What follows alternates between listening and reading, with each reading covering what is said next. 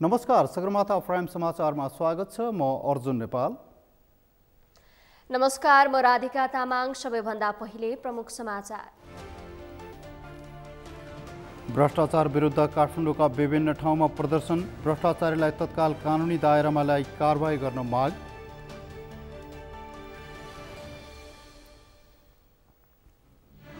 संघीयताबारे केन्द्रीय कमिटी बैठकमा छलफल नै नभएको एमालेको स्पष्टीकरण, कम्युनिस्ट पार्टीहरूले अन्तर्राष्ट्रिय सम्मेलन गर्ने योजना। नेपाल भारत बीचको सीमालाई चुस्त र स्पष्ट राख्नुपर्नेमा पूर्व राष्ट्रपति भण्डारीको जोड, दुवै देशले एकअर्काको संवेदनशीलतालाई ख्याल गर्नुपर्ने भनाई।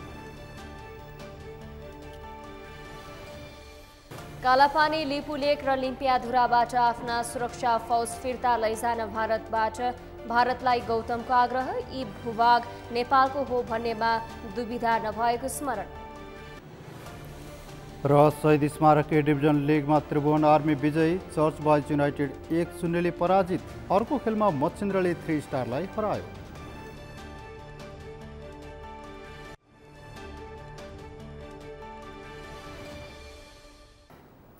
सगरमाथा प्राइम समाचार अब विस्तारमा।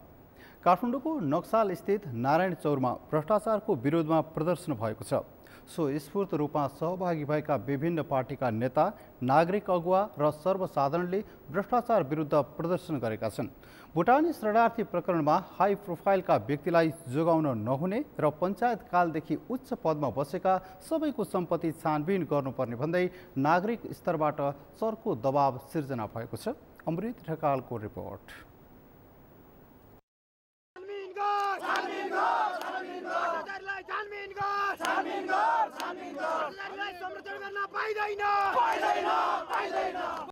शनिबार काठमाडौँको नक्साल स्थित नारायण चौरमा भ्रष्टाचारको विरोधमा प्रदर्शन भएको छ। प्रदर्शनमा सहभागीले दाजु भाउजू मात्र होइन, भ्रष्टाचारी भए मेरै आमा बाबुलाई पनि कारबाही गर, देशमा अर्थतन्त्र मन्द छ, नेताहरूको भ्रष्टाचार धन्दा छ भन्ने छौँ हामी, बारम्बार भ्रष्टाचारीलाई कारागार लगायतका नारा लेखेको प्लेकार्ड बोकेर प्रदर्शन गरेका थिए।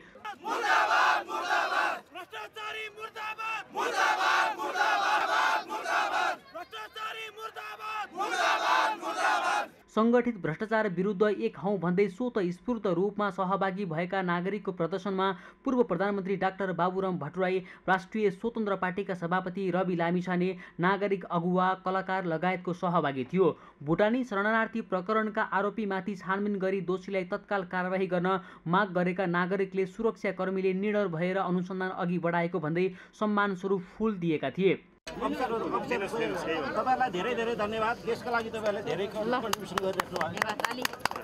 प्रदर्शनलाई एकबद्धता जनाउन नक्साल पुगे र नागरिकसँगै भ्रष्टाचारका विरुद्धमा बोलेका पूर्व प्रधानमन्त्री डाक्टर बाबुराम भट्टराईप्रति नागरिकले भने रोष प्रकट गरे। देशमा भएका जघन्य अपराध र ठूला भ्रष्टाचारमा स्वयं बाबुराम भट्टराई र उनकी श्रीमती हिसीलाई एमी पनि मतियार भएको भन्दै भट्टराई बोल्दा बोल्दै एक हुल युवा जमातले उनको विरुद्धमा नारा लगाए। भुटानी सरदारी भएर जान पर्ने बाध्यकारी परिस्थिति सिर्जना गर्नेहरू बाबुराम भट्टराई हिसीलाई एमी हुन्, यिनीहरूको विरुद्धमा जनता जाग्न जरुरी छ। भुटानी शरणार्थी प्रकरणमा हाई प्रोफाइलका व्यक्तिलाई जोगाउन नहुने भन्दै नागरिक स्तरबाट चर्को दबाव सिर्जना भइरहेको छ। यसैबीच नागरिकको भ्रष्टाचार विरोधी प्रदर्शनमा एकबद्धता जनाउन नक्साल पुगेका राष्ट्रिय स्वतन्त्र पार्टीका सभापति रवि लामिछानेले एउटा काण्डको छानबिन गर्दैमा सरकार सफल नहुने टिप्पणी गरेका छन्। सिटिङ प्रेसिडेन्टहरूलाई हातमा हतकडी लगाएर जेलभित्र कुद्ने देशहरूको नजिर अब हामीले कपी गर्ने हो। गलत छन् भने हेर्ने होइन, प्रमाण लुकाउने कोसिस होला। किन एक दिन पनि खेर नफालिकन, 1 घण्टा पनि खेर नफालिकन जो हुन् समाउने, अनुसन्धानको दायरामा ल्याउने, कसैलाई पनि छोड्ने। एउटा काण्डको अनुसन्धान हुँदै गर्दा सरकारलाई नै सफलता भने चाहिँ अलिक धेरै नै हुन्छ कि त्यति धेरै फुल पनि नदियो होला अहिले। त्यो अलिक धेरै बढी भयो। आशावादी हो गर्न पाइयोस्। कयौँ काण्डहरू त लाइनमै छन् नि त। अब हेर्छौँ नि त हामी ती काण्डहरू पनि हुन्। त्यस कारणले यसलाई एउटा सुरुवात बिन्दु मानेको हो सरकारले भने स्याबास सरकार, तर यो रोकिनु भयो। प्रदर्शनमा चिकित्सा शिक्षा सुधारका अभियन्ता डाक्टर गोविन्द केसी भ्रष्टाचारले देश खोक्रो बनेको भन्दै यसको अन्त्यका लागि जनताले सडकबाटै खबरदारी गर्नुपर्ने बताए। यो खबरदारी हो, यो खबरदारी जारी राखी छोड्नुपर्छ। नत्र के हुन्छ भनेदेखि फेरि थाङ्नामा हामीलाई बेबको बनाउँछ नि। किनभनेदेखि नि यी ठुल्ठुला पार्टीहरू छ नि, साना पार्टी पनि होला, तर ठुल्ठुला पार्टीहरू सबै भ्रष्टाचार, अपराध आधारित पार्टीहरू हुने। प्रदर्शनमा पञ्चायत कालपछि उच्च पदमा बसेका सबैको सम्पत्ति छानबिन गर्नुपर्ने भन्दै र्याली समेत निकालिएको थियो। भुटानी शरणार्थीको जुन अनुसन्धान गरिरहेको छ यसमा चाहिँ कुनै पनि खालको दबावमा आएर ठुला भनिएका नेताहरूलाई बचाउने हरकत नगरोस्, त्यो प्रयास नगरोस् र उसले निष्पक्ष हिसाबबाट अगाडि बढोस्। त्यो अगाडि बढिराख्दाखेरि जनताले साथ दिन्छन् र यदि उसले झेला गर्न थाल्यो होइन फेरि सेटिङ गर्न थाल्यो भने चाहिँ फेरि उनीहरूलाई पनि छोड्दैनन्, सरकारलाई पनि छोड्दैनन्, प्रधानमन्त्री गृहमन्त्रीलाई पनि छोड्दैनन्।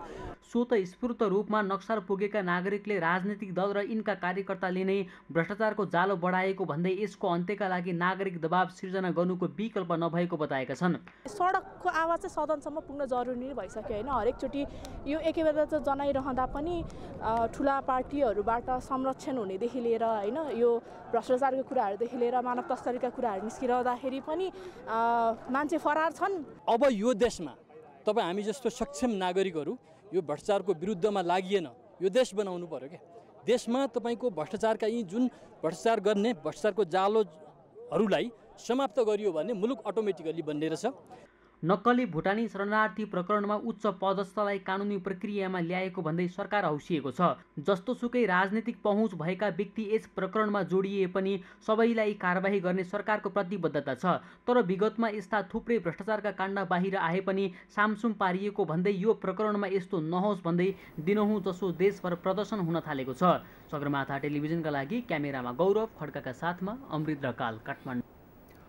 यस्तै नागरिक अगुवाहरूले काठमाडौँको माइती घरमा पनि भ्रष्टाचार विरुद्ध प्रदर्शन गरेका छन्। प्रदर्शनकारीले भ्रष्टाचारीलाई तत्काल कानुनी दायरामा ल्याई कारबाही गर्न मागसँगै विरोध प्रदर्शन गरेका हुन्। विरोध प्रदर्शनमा बोल्दै राष्ट्रिय स्वतन्त्र पार्टीका सांसद आसिम शाहले आफूले यस प्रकरणबारे संसदमा पनि आवाज उठाएको र अहिले नागरिक स्तरबाट आवाज आइरहेकोले सशक्त रूपमा सदन र सडकमा उभिएको बताउनुभयो।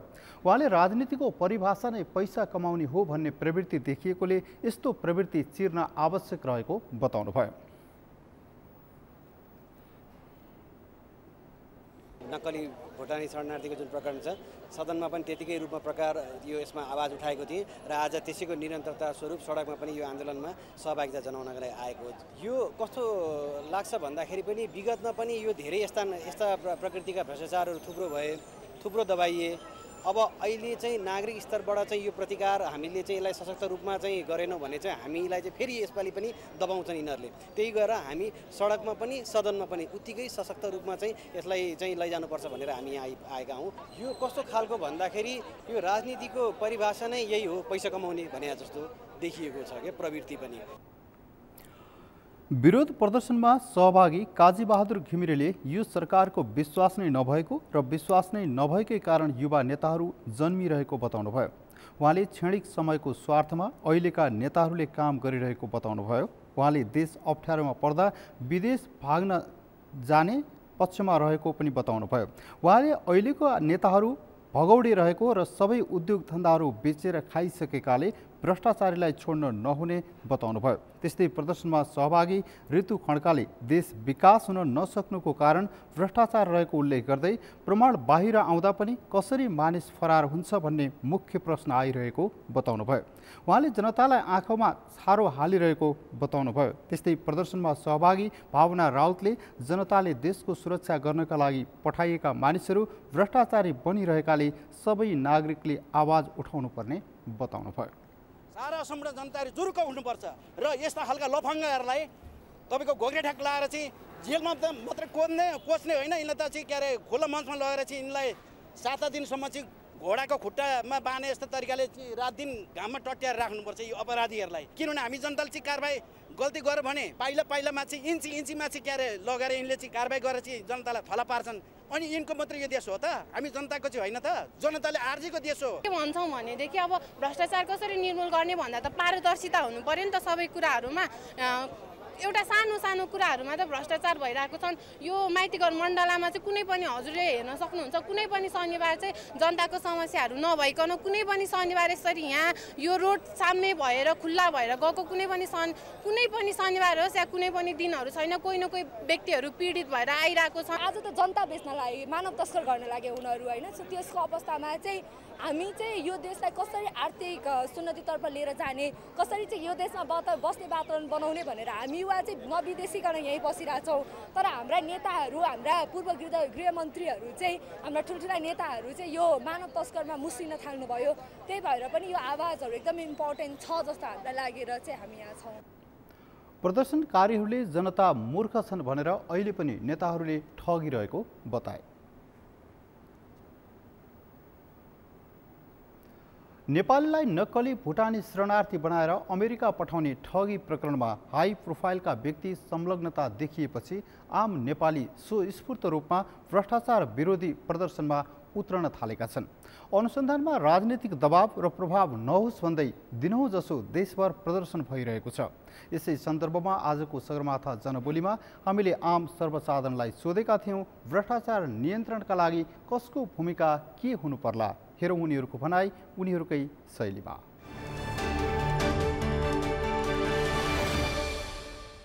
हामीले पठाएको जनप्रतिनिधिले विवेक पुर्याएर काम गर्नु पर्यो, नत्र भने यो भ्रष्टाचारको जालो मेटिनेवाला छैन र सरासर बढ्दै जानेछ। मेन कुरा त सरकारकै हुन्छ। सरकार र त्यो सरकारमा रहेका जुन अङ्ग छन् तिनीहरूकै हुन्छ। त्यसपछि सचेत नागरिक पनि हुनुपर्छ भन्ने हो मेरो चाहिँ व्यक्तिगत भनाइ। त्यसो हुँदाखेरि सरकारै हो मेन कुरा। भ्रष्टाचार असीमित भइसकेको छ। यसमा चाहिँ सूक्ष्म दर्शक यन्त्र नै प्रयोग गर्नुपर्ने अवस्था देखिन्छ। दलका शीर्ष नेताहरूको कुरो सुन्दा आफ्ना कार्यकर्ताहरू आफ्नो सेपमा राख्न खोजिरहेका छन्। भ्रष्टाचारलाई निराकरण गरौँ भन्नेतिर मोड देखिँदैन केही नेताहरूको। त्यसले गर्दा अबको विकल्प मैले देखेको नागरिक सजग हुनैपर्छ। अब नेपालमा भ्रष्टाचार न्यूनीकरणका लागि मुख्य कुरा माथिबाटै सचिनुपर्छ, मूलबाटै सचिनुपर्छ। मूलबाटै सचिन सुरु भयो भने यो तलसम्म सचिन्छ। अहिले भ्रष्टाचारको जालो सिंहदरबारदेखि एउटा ओडा कार्यालयसम्म पुगेको छ। त्यो सचिन चाहिँ सुरु मूलबाटै गर्नुपर्छ। हामी सबैले यो खबरदारी गर्नु नै पर्छ। हामी सबै सक्रिय भएर घरको एकजना मान्छे सक्रिय भएर आउनै पर्छ रोडमा। अनि यिनीहरूलाई चाहिँ छोड्नु पनि हुँदैन। यसरी छोडियो भने धेरै पटक चाहिँ यिनीहरूले झिसमिस बनाए। कतिहरू छ नि काण्डहरू त कति छ नि जम्मै झिसमिस बनाएछन् यिनीहरूले। अब यिनीहरूलाई चाहिँ हामीले सक्रिय भएर यो खबरदारी गरेर यो यसरी हामी अग्रसर जागरुक भएर हामीले छोड्नु पनि मिल्दैन, छोड्न हुँदैन नै।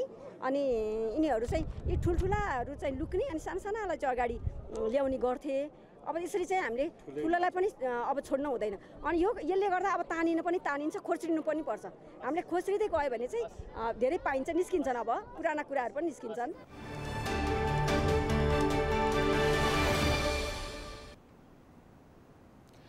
गैर नागरिक बनाएर विदेश पठाउने प्रकरणमा हाई प्रोफाइलका व्यक्तिहरू पक्राउ परे पनि अनुसन्धान कतिको निष्पक्ष हुन्छ भने चासोको विषय बनेको छ।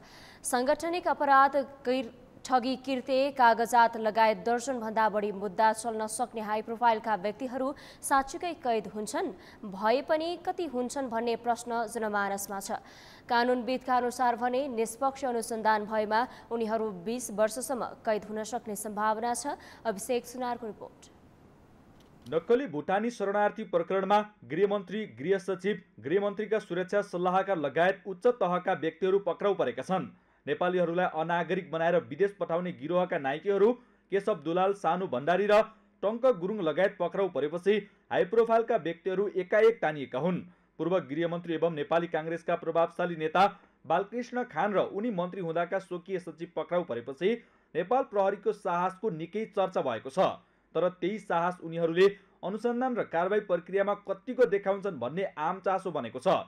प्रहरीको अनुसन्धानमा राजनीतिक चलखेल हुन पाएन भने उनीहरूलाई आधा दर्जनभन्दा बढी कसुर लाग्ने निश्चित छ। उनीहरूलाई ठगी मुद्दा, सरकारी कागजात किर्ते, राष्ट्रहित विरुद्धको अपराध, मानव बेचबिखन, सङ्गठित अपराध लगायतका अन्य कसुरमा कारबाही गर्न सकिने कानुनविदहरूको भनाइ छ। एउटा त ठगी मुद्दा छ, दोस्रो चाहिँ नि सरकारी कागजात किर्ती गरेको मुद्दा पनि लाग्छ, तेस्रो चाहिँ नि राष्ट्रहित विरुद्धको अपराध पनि लाग्छ, चौथो मुद्दा यिनीहरू चाहिँ सङ्गठित अपराध। यी सबै चाहिँ मुद्दाहरू मध्येमा सबैभन्दा ठुलो गम्भीर चाहिँ नि राष्ट्रहित र चाहिँ यो सङ्गठित अपराध पर्न आउँछ। र सङ्गठित अपराधमा त चाहिँ 20 वर्षसम्मको पनि कैद हुने व्यवस्था छ, तर त्यसमा विभिन्न चाहिँ 3 वर्षदेखि 20 वर्षसम्मको रेन्जमा चाहिँ छ। तर त्यसको चाहिँ अपराधको मात्रा अनुसार उनको संलग्नता अनुसार त्यो चाहिँ सजाय गर्ने व्यवस्था चाहिँ कानुनमा उल्लेख गरिएको छ। यो व्यवस्था मध्येको प्रश्न उठायो। अब हिजो अधिकार पायौँ न भन्दै नि के अधिकार नपाएको रहेछ? देश लुट्ने अधिकार नपाएको रहेछ, ठग्ने अधिकार नपाएको रहेछ, भ्रष्टाचार गर्ने अधिकार नपाएको रहेछ नि। अब म चाहिँ के भन्छु भने यो मे बेगरको दाइबो यसले अब नेपालमा राज संस्थाको औचित्य प्रमाणित भयो। यी त देश लुट्न आएका रहेछन् है, तस्करीको धन्दा बाहेक अरूको केही पनि रहन्छ। र मेरो जानकारी अनुसार वडा अध्यक्षदेखि प्रधानमन्त्री भ्रष्टाचारमा संलग्न छ, पिउनदेखि मुख्य सचिव संलग्न छ। देशमा भ्रष्टाचारका काम बाहेक कुनै काम हुँदैन। यी सबै मुद्दामध्ये सङ्गठित अपराधलाई सबैभन्दा ठुलो कसुर मानिन्छ। 3 वा 3 भन्दा बढी व्यक्तिको समन्वयद्वारा गरिने विध्वंसात्मक कार्यमा संलग्न व्यक्तिलाई सोही कसुरमा 3 देखि 20 वर्षसम्म कैद गर्न सकिने व्यवस्था छ। ठगी मुद्दामा 7 वर्ष, सरकारी कागज किर्तीमा 5 वर्ष, राष्ट्रहित विरुद्धको अपराधमा 5 वर्षसम्म कैद हुने व्यवस्था छ। तर सङ्गठित अपराध लागेमा भने यी सबै मुद्दाको कसुर माफी भएर सबैभन्दा बढी सजाय हुने मुद्दा मात्र लागू हुनेछ। हामी कहाँ विगतका दृष्टान्तहरू छन्, केही आएका कुराहरू छन्, केही टेप प्रकरण पहिला पनि आएका थिए। हेर्नुहोस्, सबै विषयवस्तुहरूलाई अनुसन्धान नगरेरै त्यत्तिकै थन्क्याइने अथवा कुनै समिति बनाइने, त्यसलाई डिफङ्क बनाइने भएको हुनाले त्यो कुरा नेपाली जनताले आम सबैले देखिराखेका हुनाले अहिलेको सरकार यसका चाहिने अनुसन्धान अधिकारी समक्ष एकदमै विशेष गरेर विश्वासै गरिहाल्नु पर्ने अवस्था पनि त्यति देखिन्न, किनभने विगतले त्यस्तो अवस्था देखाएको छ। राजनीतिक पार्टीका हाई प्रोफाइलका व्यक्तिहरू पक्राउ परेको हुँदा निष्पक्ष अनुसन्धान हुनेमा भने अझै पनि ढुक्क हुन नसकिने कानुनविदको तर्क छ। त्यसो त गठबन्धनको सरकार भएको हुँदा पनि ढुक्क भएर काम गर्न सक्ने वातावरण उच्च तहबाटै छैन। तथापि गृहमन्त्री र प्रधानमन्त्रीले निष्पक्ष अनुसन्धान गर्न निर्देशन दिँदा भने प्रहरीलाई सहज भएको छ। यसको नतिजा भने हेर्न बाँकी नै छ। सगरमाथा टेलिभिजनका लागि क्यामेरामा प्रताप लामाका साथ अभिषेक सुनार, काठमाडौँ।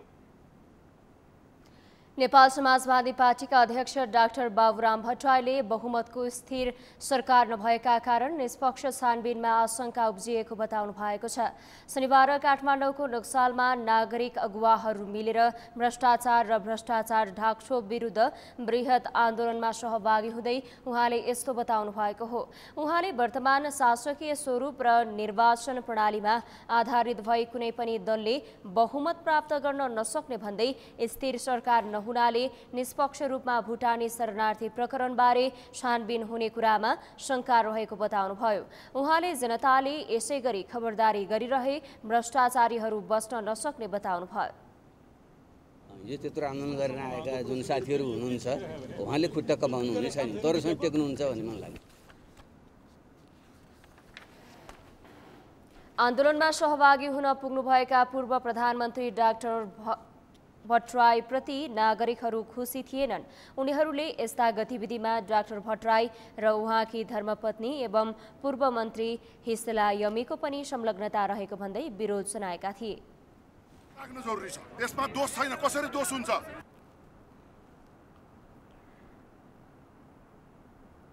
भुटानी शरणार्थी प्रकरणलाई भित्रभित्रै मिलाउन खोजिएको भन्दै नागरिकहरूले विरोध गर्दै आइरहेका छन्। सरकारले भुटानी शरणार्थी प्रकरणको निष्पक्ष छानबिन हुने आश्वासन दिँदै आएको छ, तर नागरिकहरू भने निष्पक्ष छानबिनमा दबाव पर्न सक्ने भन्दै सडक आन्दोलनमा उत्रिएका छन्।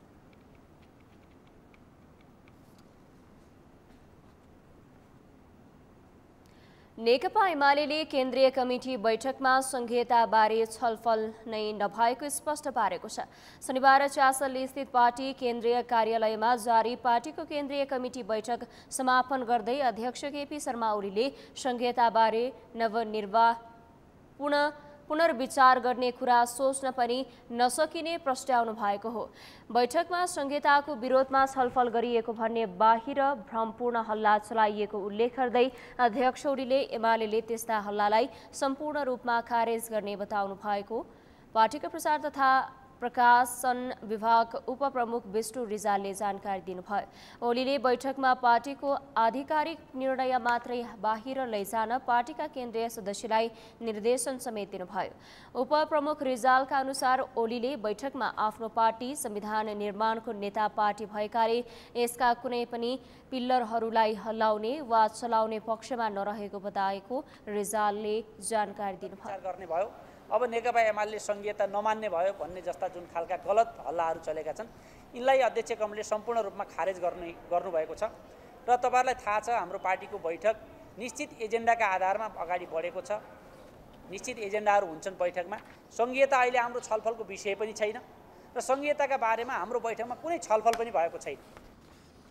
बैठकले मिसन ग्रासरुट अभियानबाट प्राप्त सुझावको आधारमा पार्टीको वार्षिक कार्ययोजना पनि तय गरेको छ। यसमा कम्युनिस्ट पार्टीहरूको अन्तर्राष्ट्रिय सम्मेलन गर्ने योजना समावेश गरिएको छ।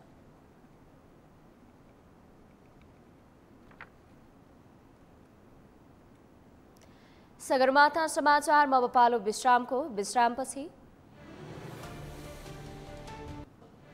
कालापानी, लिपुलेक र लिम्पियाधुराबाट आफ्ना सुरक्षा फौज फिर्ता लैजान भारतलाई गौतमको आग्रह।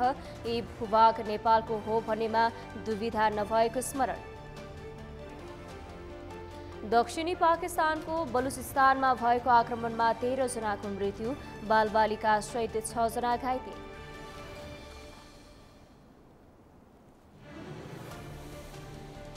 र शहीद स्मारक ए डिभिजन लिगमा त्रिभुवन आर्मी विजयी, सर्च बोइज युनाइटेड 1-0 पराजित। अर्को खेलमा मछिन्द्रले त्रिस्टारलाई हराए।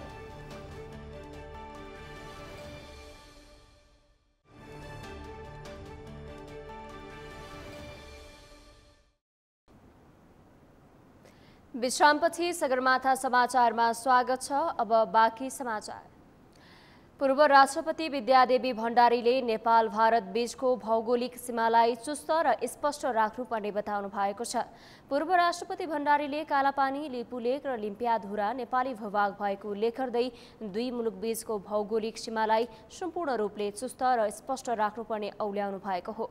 शनिबार काठमाडौँमा वरिष्ठ अधिवक्ता डाक्टर सुरेन्द्र भण्डारी र डाक्टर अच्युत गौतमद्वारा संयुक्त रूपमा लिखित पुस्तकको विमोचन कार्यक्रममा उहाँले दुई देश बीचको सदियौंदेखि रहँदै आएको जनस्तर, सांस्कृतिक र कूटनीतिक सम्बन्धलाई थप सुदृढ र सुमधुर तुल्याउन पनि भौगोलिक सीमा सम्बन्धी सबै समस्याहरू हल गरेर अघि बढ्नै पर्ने तर्क गर्नुभयो।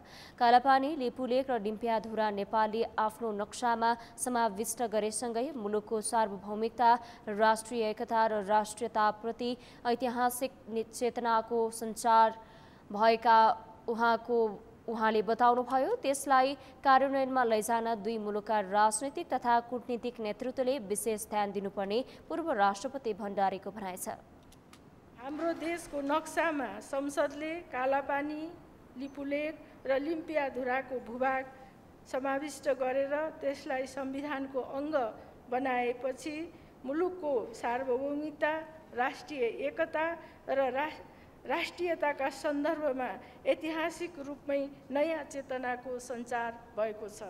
भौगोलिक अखण्डता र देशप्रेम प्रतिको अटल विश्वास प्रदर्शित भइरहेको छ। नेपाली भूभागको यस विषयलाई व्यवहारिक निष्कर्षमा लैजान काली नदीको मुहानका बारेमा इतिहासका प्रसङ्गलाई हामीले फेरि एकपटक महत्त्वका साथ स्मरण गर्नु पर्दछ। पूर्व राष्ट्रपति भण्डारीले एक राष्ट्रले अर्को राष्ट्रको संवेदनशीलतालाई ख्याल गरेर अघि बढ्दा मात्रै आपसी सम्बन्धलाई सुदृढ र विश्वासिलो बनाउँदै लैजान सकिने तर्क गर्नुभयो।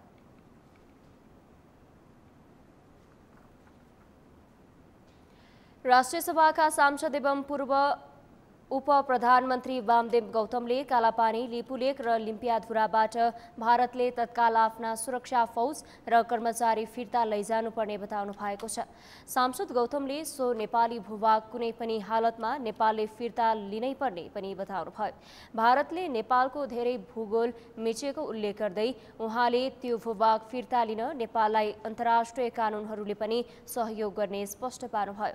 नेपालको सिङ्गो संसदमा सबै राजनीतिक दलहरूको सर्वसम्मतिले पारित गरेर नेपालले आफ्नो नक्सामा समावेश गरेको कुरा विश्वलाई नै जानकारी भएको उल्लेख गर्दै सांसद गौतमले त्यसमा भारतले मिसाहा प्रवृत्ति देखाउन नमिल्ने पनि पटक पटक दोहोर्याउनु भयो।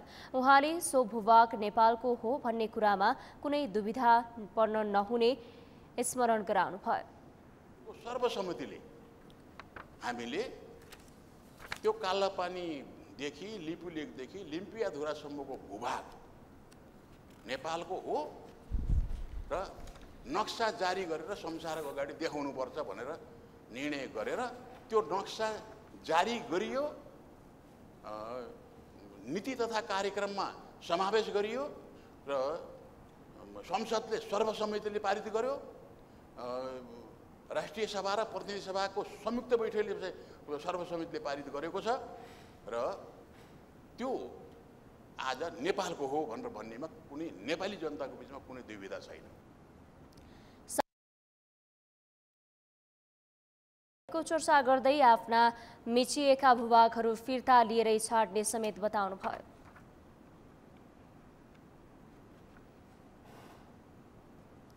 नयाँ सरकार गठन भएको करिब 5 महिना पुग्न लागिसक्यो, तर केन्द्र र प्रदेश सरकार कतै पनि मन्त्री परिषदले पूर्णता पाउन सकेको छैन।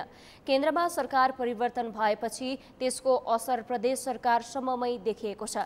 कुनै प्रदेशको मुख्यमन्त्री पद नै धरापमा छ त कतै विश्वासको मत लिन भ्याइ नभ्याएछ। केन्द्रमा सरकार परिवर्तन भएपछि प्रदेशमा समेत कसको सरकार कहिलेसम्म चल्छ र को मन्त्री बन्छ भन्ने टुङ्गो नहुँदा अधिकांश प्रदेशमा मन्त्री परिषदले अझै पूर्णता पाएको छैन। यस्ता भण्डारीको रिपोर्ट। नयाँ सरकार गठन भएको 5 महिना पुग्न लाग्दा पनि केन्द्र सरकारले मन्त्री परिषदलाई पूर्णता दिन सकेको छैन। यस्तै हविगत प्रदेश सरकारमा पनि देखिएको छ। 7 वटा प्रदेशमध्ये 4 प्रदेशले अझै मन्त्री परिषदलाई पूर्णता दिन सकेको छैन। मधेस, गण्डकी र कर्णाली प्रदेशले पूर्णता पाए पनि अझै बागमती, लुम्बिनी, सुदूरपश्चिम र कोशी प्रदेशले मन्त्री परिषदलाई पूर्णता दिन सकेको छैन। सबै प्रदेशमा अहिले बजेट निर्माणको चट्टारो छ, तर कोशी प्रदेशका मुख्यमन्त्री हिक्मत कार्की सरकार टिकाउने समीकरणमै रुमली रहँदा कार्कीले अहिलेसम्म अर्थमन्त्री नै नियुक्त गरेका छैनन्। त्यसैले बजेट तयारी कर्मचारीमै निर्भर छ। मुख्यमन्त्री कार्कीले आर्थिक मामिला तथा योजना मन्त्रालय, आन्तरिक मामिला मन्त्रालय पनि आफैले राखेका छन्। कोशीमा 9 मन्त्रालय छन्। बागमती प्रदेशमा पनि माओवादीका मुख्यमन्त्री शालिग्राम जम्मर कटेलले दोस्रो पटक विश्वासको मत लिए पनि काङ्ग्रेस र एकीकृत समाजवादीको किचलोका कारण मन्त्री परिषदले पूर्णता पाउन सकेको छैन। यद्यपि 11 मन्त्रालय रहेको बागमती प्रदेशमा 8 मन्त्रालयमा मुख्यमन्त्री जम्मर कटेलले केही दिन अघि मात्र नियुक्त गरेका छन्। बागमती प्रदेशमा काङ्ग्रेसको किचलोका कारण माओवादीका नेताहरू सरकार कति समय टिक्ला भन्नेमा सशङ्कित छन्। यद्यपि मन्त्री परिषदले बजेट अगाडि पूर्णता पाउने माओवादी केन्द्रले बताएको छ। नेपाली काङ्ग्रेसको तर्फबाट र समाजवादीले दिनपर्ने मन्त्रालय मन्त्रीहरूको चाहिँ नाम नटुङ्गेका कारणले हामीले त्यसलाई पूर्णता दिन सकेका छैनौँ र उहाँहरूलाई हामीले छिटो दिनुहोस्, सकेसम्म बजेटभन्दा अगाडि दिनुहोस् र हामी यसलाई सकेसम्म बजेट तपाईँहरूकै मन्त्रीको साइडबाट आयो भने केन्द्रीकृत हुन्छ, राम्रो हुन्छ भनेका छौँ। उहाँहरूले दिन सक्नु भएको छैन, सायद उहाँहरूको आन्तरिक समस्या केही होला र हामीले चाहिँ भनिराखेका छौँ छिटो दिनुहोस् भनिराखेकै छौँ। यता सुदूरपश्चिम प्रदेशको अवस्था पनि त्यस्तै छ। लुम्बिनी प्रदेशमा पनि मन्त्री परिषदले पूर्णता पाउन सकेको छैन।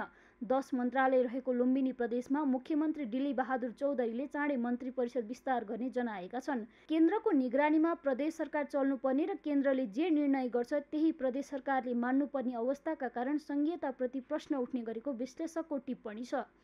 यो राजनीतिक संस्कारको कुरा हो। केन्द्रमै भ्रष्टाचारीका आरोप लागेका व्यक्तिहरू केन्द्रमा मन्त्री भइराख्ने, त्यो माथि सङ्घबाट जे सिकेको छ प्रदेशमा त्यही अभ्यास भइराखेको छ। त्यही भएर माथिबाटै आएको राजनीतिक संस्कारको अभावका कारणले प्रदेशमा पनि यति विघ्न सरकारहरू चेन्ज हुने, मुख्यमन्त्रीहरू चेन्ज हुने, आफन्तलाई मन्त्री बनाउनु पर्ने, पार्टीका मान्छेलाई अगाडि सार्नु पर्ने र सेवा सुविधाको लागि भए पनि मन्त्री बनाइराख्ने, बिना विभागीय बनाइराख्ने, अरू खालको बनाइराख्ने, यो अभ्यास राम्रो भइराखेको छैन। यदि केन्द्रकै निर्देशनमा बाँच्ने हो भने संघीयता किन चाहियो? यदि केन्द्रीय नेताले वा पार्टीको केन्द्रीय समितिले नै टिकट वितरण गर्ने हो भने प्रदेशको अभ्यास किन गर्नु पर्यो? सिधै सङ्घ र स्थानीय तह भए पुगिहाल्छ। कार्यकर्ता मात्रै पाल्नको लागि प्रदेशको अभ्यास गर्नु राम्रो होइन। केन्द्रको भरमा सञ्चालनमा नरहेको कोशी प्रदेशको सरकार कुन बेला ढल्ने हो पत्तो छैन। प्रदेश अहिले घाटामा चलिरहेको अवस्था छ। अझै पनि प्रदेश सरकार आफ्नो काम, कर्तव्य र जिम्मेवारी के हो बेखबर छ। संघीयता खारेजीका विषय चरको रूपमा उठ्दै गएको बेला प्रदेशहरूले आफ्नो काम र परिणाम सही रूपमा प्रस्तुत गर्न सकेका छैनन्। सगरमाथा टेलिभिजनका लागि क्यामेरामा गौरव खड्काका साथमा यशोदा भण्डारी, काठमाडौँ। विपन्न गरिब नागरिकहरूलाई गाउँघरमै विशेषज्ञ स्वास्थ्य सेवा दिने उद्देश्यले सञ्चालनमा आएको वडा स्वास्थ्य क्लिनिक प्रभावकारी भएको भन्दै स्थानीयले प्रशंसा गरेका छन्। धनगढी उपमहानगरपालिकामा सञ्चालनमा आएको वडा स्वास्थ्य क्लिनिकबाट धनगढीका 33,000 भन्दा बढी नागरिकले सेवा लिइसकेका छन्। विशेषज्ञ चिकित्सकीय सेवाका लागि धनगढी स्थित ठुला अस्पताल पुग्नुपर्ने बाध्यतालाई क्लिनिकले अन्त्य गरेको छ। कैलालीबाट दिनेश विष्टको रिपोर्ट। गत वर्ष साउनदेखि सुरु गरेको वडा स्वास्थ्य क्लिनिकबाट 4,000 बढी नागरिकले सेवा लिइसकेका छन्। ठुला अस्पतालसम्म पुग्नै नसक्ने बिरामीहरूलाई लक्षित गर्दै सञ्चालनमा आएको वडा स्वास्थ्य क्लिनिकबाट धनगढीका 33,000 बढीले निःशुल्क स्वास्थ्य सेवा लिइसकेका छन्। गत चैत मसान्तसम्म वडा स्वास्थ्य क्लिनिकबाट 33,566 जनाले स्वास्थ्य सेवा लिएका थिए। तीमध्ये 4,000 नागरिकलाई उपचारका लागि रेफर गरिएको छ। उपमहानगरका अनुसार विशेषज्ञ वडा स्वास्थ्य क्लिनिक साझेदारी योजनाको रूपमा सञ्चालनमा ल्याइएको हो। उपमहानगरका अनुसार 2 फिजिसियन र स्त्रीरोग विशेषज्ञ डाक्टरको मासिक 2-2 लाखका दरले चिकित्सकीय शुल्क भारवरिनी सुपर मार्केटले 5 वर्षसम्मका लागि बेहोर्ने सम्झौता धनगढी उपमहानगरसँग गरेको छ। प्रदेश सरकारको सामाजिक विकास मन्त्रालयबाट 25 लाख बराबरको स्वास्थ्य जाँचको मेसिनरीको सहयोग उपलब्ध भएको छ। औषधि व्यवसाय सङ्घ र व्यवसायी तथा समाजसेवी दाता संस्थाबाट औषधि उपलब्ध भएको छ। आजसम्म सेवा दिएको सङ्ख्या मैले चाहिँ यो चैतसम्मको सेवा गर्नुपर्दाखेरि अहिलेसम्म चाहिँ जम्मा सेवा लिएको सङ्ख्या 33,586 छ भने जसमा चाहिँ फिजिसियनले दिने सेवा 16,141, गाइनेकोलोजिस्ट डाक्टर दिने सेवा चाहिँ 6,136, आँखाको डाक्टरले दिएको सेवा चाहिँ 10,320 र दाँतहरूको सम्बन्धी सेवा गरेर 979। जम्मा चाहिँ हामीले 33,586 छ भने यसै गरी यस अन्तर्गत चाहिँ ल्याब सेवा, प्रयोगशाला भनौँ वा भिडियो सेवाहरू, इसिजी सेवाहरू, अनि गर्भवती जाँच सेवा र 70 वर्ष माथिका वृद्धहरूको पनि सेवा चाहिँ जोडिएको छ। उपमहानगरको वडा नम्बर 19बाट सुरु गरिएको वडा स्वास्थ्य क्लिनिक प्रत्येक वडामा महिनाको 1 दिन सञ्चालन भइरहेको छ। वडामै निःशुल्क स्वास्थ्य सेवा पाउन थालेपछि सेवाग्राहीहरू लाभान्वित भएका छन्। सामान्य स्वास्थ्य समस्या हुँदा ठुला अस्पताल धाउनुपर्ने बाध्यता वडा स्वास्थ्य क्लिनिकले अन्त्य गरेपछि यहाँका नागरिक खुसी छन्।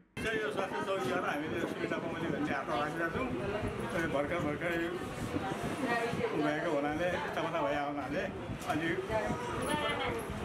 यो काम गर्ने अलिक कम पर्ला।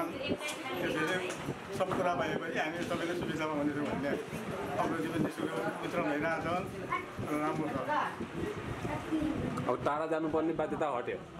पर्दैन। आफ्नै वडामा यसरी शिविर चल्दाखेरि टाढा गइराख्नु परेन, लाइन पनि धेरै लाग्नु परेन, सजिलो भएको छ। अब बुढाबुढीहरूलाई नजिकै आउन सजिलो, औषधि पनि लगभग सबै खालको पाइँदैछ, सजिलो भएको छ। क्लिनिकबाट जनरल फिजिसियन सेवा, स्त्री तथा प्रसुति रोग विशेषज्ञ सेवा, आँखा दाँत सम्बन्धीको विशेषज्ञ सेवा उपलब्ध भइरहेको छ। यस्तै प्रयोगशाला, अल्ट्रासाउन्ड, इसिजी लगायतका सेवा पनि वडा स्वास्थ्य क्लिनिकबाट प्राप्त भइरहेको छ। गाउँघरमा प्रत्येक महिना निःशुल्क स्वास्थ्य चेक जाँच हुन थालेपछि अहिले यहाँका सबै नागरिक स्वास्थ्य चेक जाँच गराउन थालेका छन्।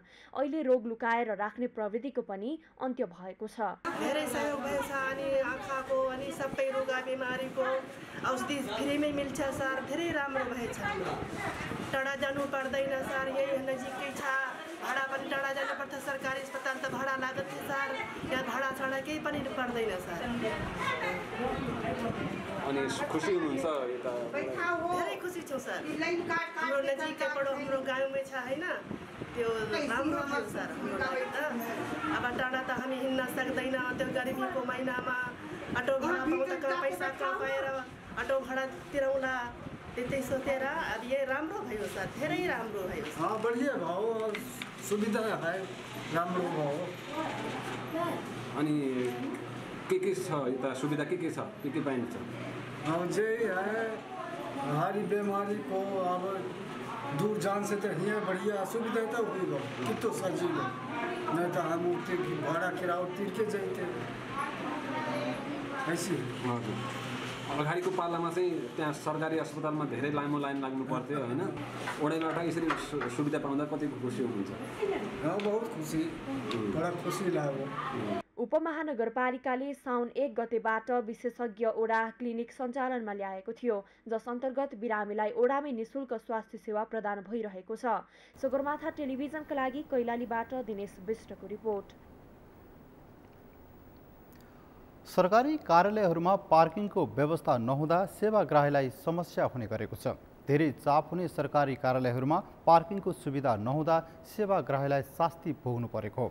व्यवस्थित पार्किङ नहुँदा अव्यवस्थित रूपमा गरिने पार्किङले ट्राफिक व्यवस्थापनमा समेत असर पर्ने गरेको छ। मेनुका लम्सालको रिपोर्ट।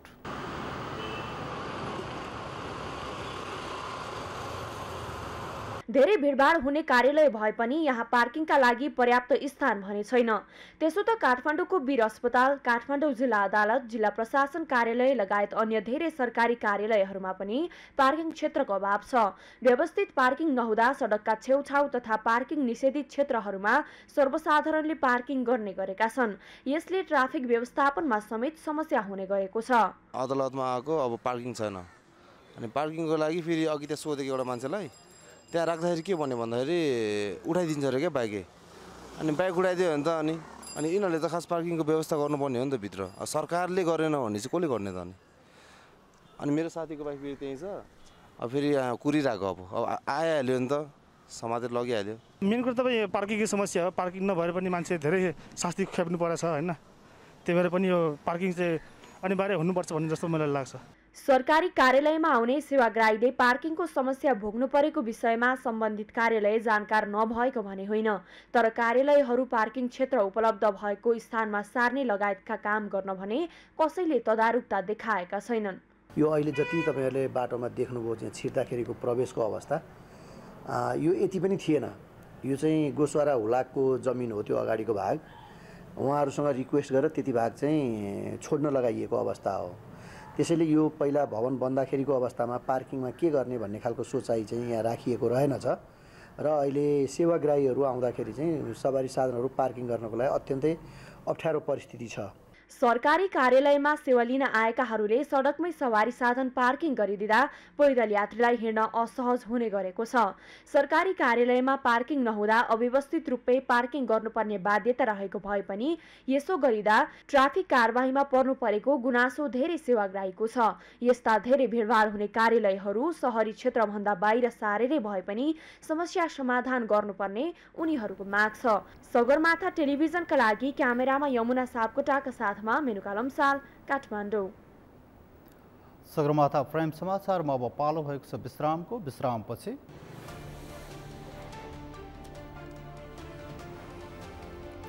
दक्षिणी पाकिस्तानको बलुचिस्तानमा भएको आक्रमणमा 13 जनाको मृत्यु, बालबालिका सहित 6 जना घाइते।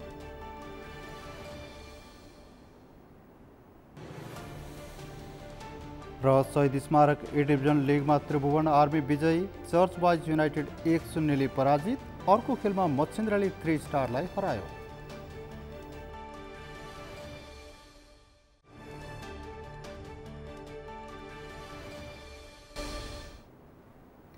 विश्रामपछि सगरमाथा प्राइम समाचारमा पुनः स्वागत छ। अब पालो भएको छ अन्तर्राष्ट्रिय समाचारको।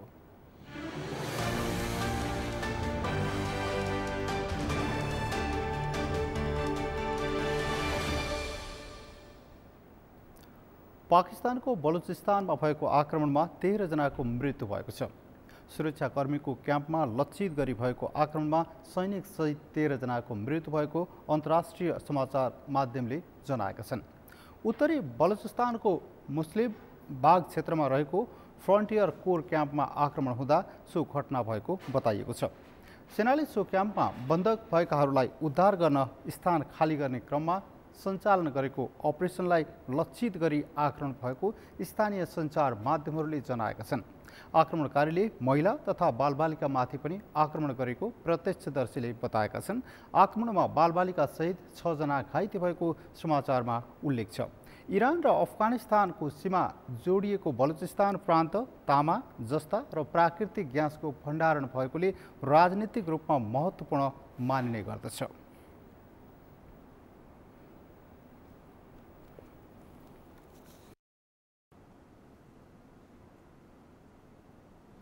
सगरमाथा समाचारमा अब पालो अर्थ समाचारको।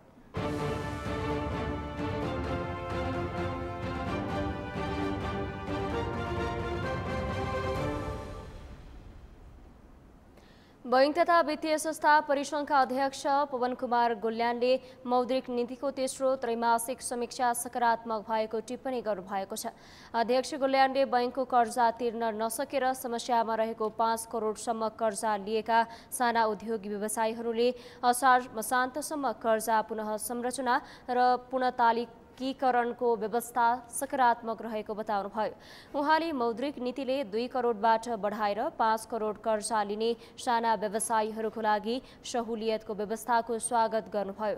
डिभेन्चरको गणना पुस मसान्तसम्म गर्न पाउने व्यवस्थाले सिडी रेसियो सम्ममा नहुने अध्यक्ष गोल्यानले टिप्पणी गर्नुभयो। समग्रमा राम्रो भए पनि उत्पादन क्षेत्र, कृषि, ऊर्जा, पर्यटन 30% भ्यालु अडिसन भएका निर्यातजन्य उद्योगहरू र निर्माण सम्बन्धमा बैंकको ब्याज दर कम गर्ने नीति अपुग भएको उहाँको भनाइ छ। त्यसमा चाहिँ अब कृषि, ऊर्जा, पर्यटन उद्योगहरू, निर्यातमुखी यो चाहिँ आयात प्रतिस्थापन गर्ने, भ्यालु एडिसन 30% भएका उद्योगहरू र निर्माण सम्बन्धी कार्यहरू, यतिकोमा चाहिँ कमसेकम ब्याज चाहिँ सस्तो बनाउने चाहिँ नीति आउँछ भन्ने हामीले आश लिएको थियौँ। उहाँले समग्रमा मौद्रिक नीतिको समीक्षा सकारात्मक आए पनि मुलुकको अर्थतन्त्रमा देखिएका समस्या चुनौतीलाई तत्काल समाधान गर्न भने चुनौती नै रहेको उल्लेख गर्नुभयो। सगरमाथा समाचारमा अब पालो खेल समाचारको।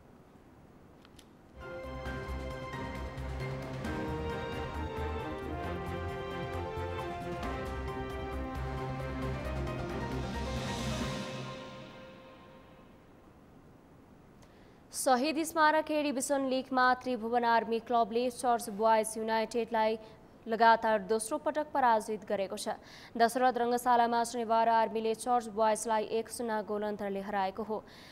जिलेस्पी जङ्कार्कीको एकमात्र गोलमा आर्मीले चर्च बॉयजसँग अङ्क खोसेको हो। आर्मीले 3 अङ्क खोसेपछि चर्च बॉयजले शीर्ष स्थानमा उक्लने मौका पनि गुमाएको छ। यसअघि पहिलो लेगमा पनि आर्मीले चर्च बॉयजलाई 1-0 गोलले नै हराएको थियो, जेसँगै आर्मी 5औं स्थानमा पुगेको छ। आर्मीको 17 खेलमा 6 जित 6 बराबरी र 5 हारसहित 24 अङ्क रहेको छ। चर्च बॉयज 17 खेलमा 8 जित 6 बराबरी र 3 हारसहित 30औं अङ्क जोड्दै दोस्रो स्थानमा छ। लिगको अर्को खेलमा मच्छिन्द्रले 3 स्टार क्लबलाई 1-0 बाट हराएको छ। युता सुजुकीको गोलमा मच्छिन्द्र विजयी भएको हो। जितसँगै साबिक विजेता मच्छिन्द्र तेस्रों स्थानमा उक्लिँदा 3 स्टार चौथो स्थानमा छरेको छ।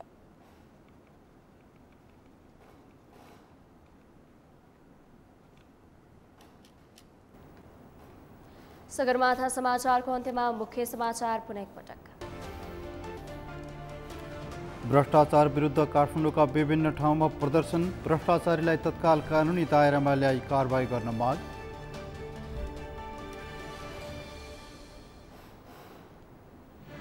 संघीयताबारे केन्द्रीय कमिटी बैठकमा छलफल नै नभएको एमालेको प्रष्टीकरण, कम्युनिस्ट पार्टीहरूको अन्तर्राष्ट्रिय सम्मेलन गर्ने योजना।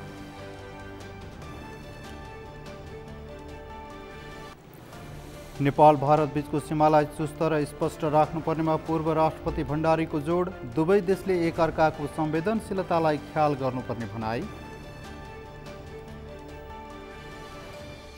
कालापानी, लिपुलेक र लिम्पियाधुराबाट आफ्ना सुरक्षा फौज फिर्ता लैजान भारतलाई गौतमको आग्रह।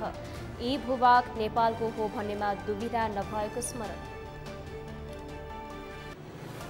र शहीद स्मारक ए डिभिजन लिगमा त्रिभुवन आर्मी विजयी, चर्चबाज युनाइटेड 1-0 ले पराजित। अर्को खेलमा मच्छिन्द्रले 3 स्टारलाई हरायो।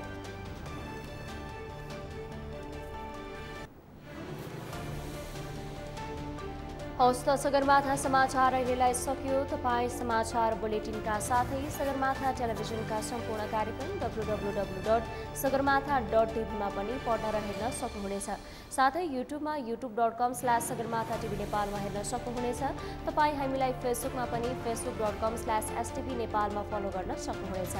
समाचारको शिखर, नेपालको गौरव, नेपालको पहिलो न्युज च्यानल सगरमाथा टेलिभिजन हेर्दै गर्नुहोला। नमस्कार। नमस्कार।